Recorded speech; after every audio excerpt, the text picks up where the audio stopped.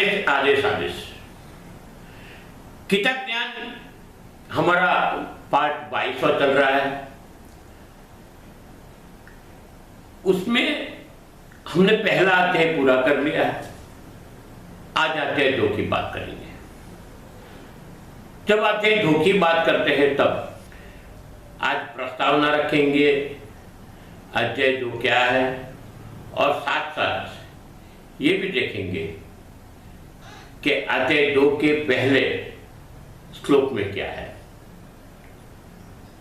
ये जो पहला अध्याय था वो अर्जुन विषाद योग था। दूसरे अध्याय में उसको सांख्य योग कहा गया है।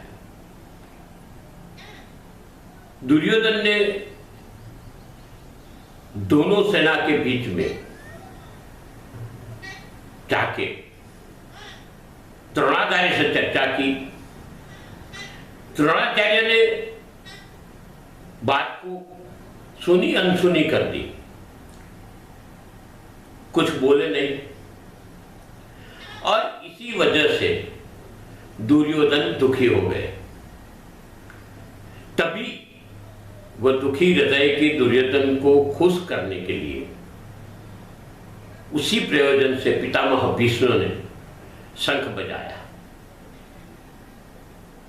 जिसको युद्ध की घोषणा समझ के पांडवों और कौरवों की सेना के द्वारा विविध उपकरण बजाए गए।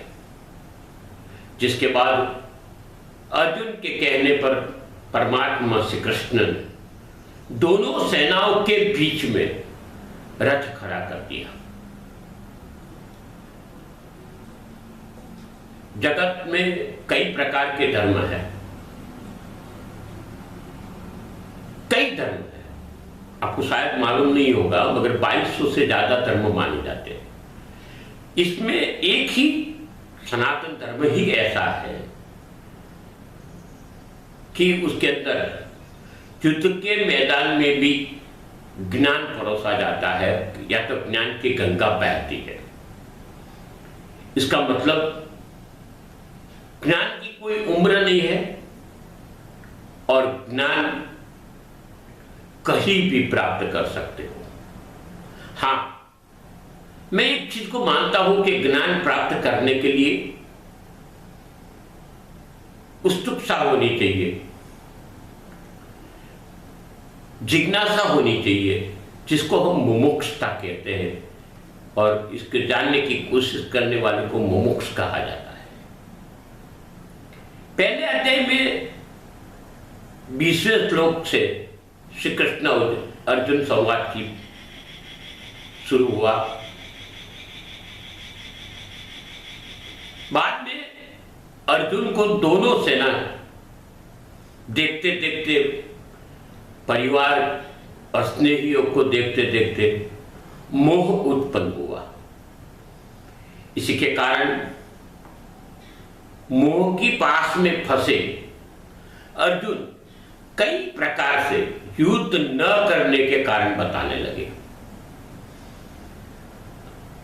और आखिर में गांडीव रथ के पिछले हिस्से में छोड़ के बैठ जाते हैं।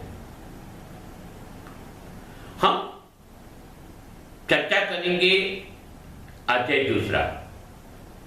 फिर से बता दूं, नाम सांख्य योग, श्लोक संख्या 1।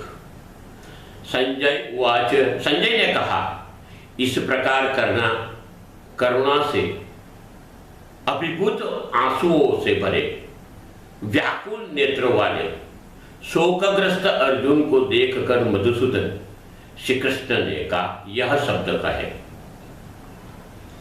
अर्जुन ने परमात्मा श्री कृष्ण को कई कारण बताते युद्ध क्यों नहीं करना चाहिए। तब आगे के श्लोक में भगवान खुद उनकी वाणी से अर्जुन को ज्ञान देते हैं।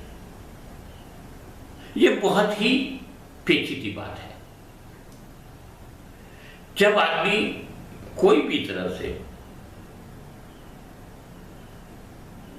निष्प्रभ हो जाता है या तो उम्मीदें छोड़ देता है तभी एक गुरु शरण ही ऐसा होता है जिसमें से रास्ता मिल सकता है।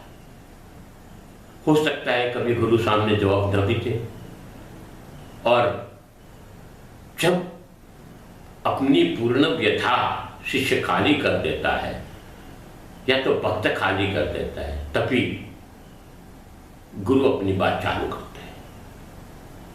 और यही बात पहले श्लोक के तक में आई है। कई चीजें हमने पहले भी मैंने बताया है, कर्जुन ने बताई, मगर उस चीजों को पूर्णतः शांत स्वभाव से सुन लिया। और इसके बाद में अब उत्तर देना चालू करेंगे। हम अगले सप्ताह उसके बारे में चर्चा करेंगे।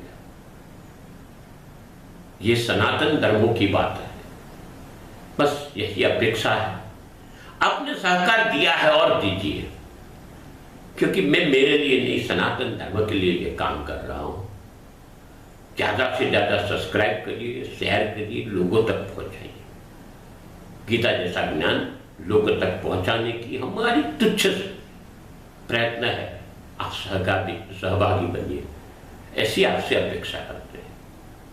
अस्तु, शुभम भवतु।